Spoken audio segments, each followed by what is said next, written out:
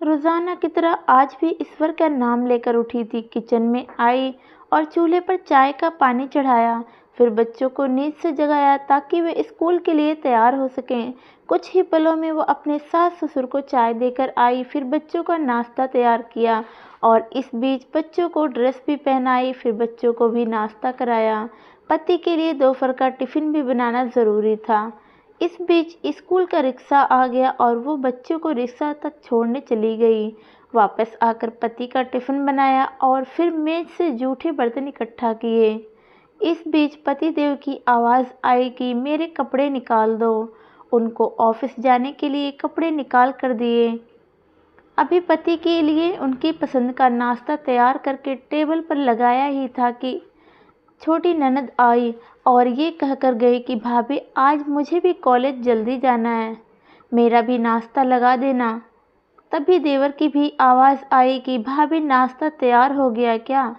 अभी लीजिए नाश्ता तैयार है। पति और देवर ने नाश्ता किया और अखबार पढ़कर अपने अपने ऑफिस के लिए निकल चले। उसने मेज से खाली बर्तन समेटे और सास ससुर के लिए उनका परहेज का नाश्ता तैयार करने लगी। दोनों को नाश्ता कराने के बाद फिर बर्तन इकट्ठे किए और उनको भी किचन में लाकर धोने लगी। इस बीच सफाई वाली भी आ गई। उसने बर्तन का काम सफाई वाले को सौंप कर खुद बेड की चादरें वगैरह इकट्ठा करने पहुंच गई और फिर सफाई वाली के साथ मिलकर सफाई में जुट गई। अब तक 11 बज चुके थे। अभी वो पूरी तरह से काम समेट भी ना पाई थी कि कॉल बेल बजी। दरवाज़ा खोला तो सामने बड़ी ननद और उसके पति व बच्चे सामने खड़े थे। उसने खुशी खुशी सभी को आदर के साथ घर में बुलाया और उनसे बातें करते करते उनके आने से खुशी हुई का इजहार करती रही। ननद की फरमाइश के मुताबिक नाश्ता तैयार करने के बाद अभी वो ननद के पास बैठी ही थी कि सास की आवाज़ आई कि बहू खाने का क्या प्रोग्राम है। उसने घड़ी पर नज़र डाली तो 12 बज रहे थे। उसकी फिक्र बढ़ गई। वो जल्दी से फ्रिज की तरफ लपकी और सब्जी निकाली और फिर से दोपहर के खाने की तैयारी में जुट गई। खाना बनाते बनाते अब दोपहर के 2 बज चुके थे। बच्चे भी स्कूल से आने वाले थे। लो बच्चे आ गए। उसने जल्दी जल्दी बच्चों की ड्रेस उतारी और उनका मुंह हाथ धुलवा कर उनको खाना खिलाया। इस बीच छोटी नंद भी कॉलेज से आ गई और देवर भी आ चुके थे। उसने सभी के लिए मेज पर खाना लगाया और खुद रोटी बनाने में लग गई। खाना खाकर सब लोग फ्री हुए तो उसने मेज से फिर से बर्तन जमा करने शुरू कर दिए।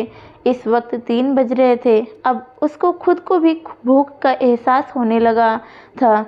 उसने हॉटपॉट देखा तो उसमें कोई रोटी नहीं बची थी। उसने फिर से किचन की ओर रुख किया। तभी पति देव घर में दाखिल होते हुए बोले कि आज देर हो गई, भूख बहुत लगी है, जल्दी से खाना लगा दो। उसने जल्दी जल्दी पति के लिए खाना बनाया और मेज पर खाना लगाकर पति को किचन से गर्मा गर्म रोटी बनाकर ला कर देने लगी। अब तक 4 बज चुके थे। अभी वो खाना खिला ही रही थी कि पति देव ने कहा कि आ जाओ तुम भी खाना खा लो। उसने हैरत से पति की तरफ देखा तो उसे ख्याल आया कि आज मैंने सुबह से कुछ खाया ही नहीं। इस ख्याल के आते ही वो पति के साथ खाना खाने बैठ गई। अभी पहला निवाला उसने मुंह में डाला ही था कि आंखों से आंसू निकल आए। पति देव ने उसके आंसू देखे तो फौरन पूछा कि तुम क्यों रो रही हो? वो खामोश रही और सोचने लगी कि इन्हें कैसे बताऊं कि ससुराल में कितनी मेहनत के बाद ये रोटी का निवाला नसीब होता है और लोग इसे मुफ्त की रोटी कहते हैं। पति के बार बार पूछने पर उसने सिर्फ इतना कहा कि कुछ नहीं, बस ऐसे ही आंसू आ गए। पति मुस्कुराए और बोले कि तुम औरतें भी बड़ी बेवकूफ़ होती हो, बिना वजह रोना शुरू कर देती हो। दोस्तों, क्या आप इसे शेयर नहीं करेंगे? अगर आपको भी लगता है कि गृहिणी मुफ्त की रोटियां तोड़ती हैं तो इसके बारे में आप अपनी राय ज़रूर दें।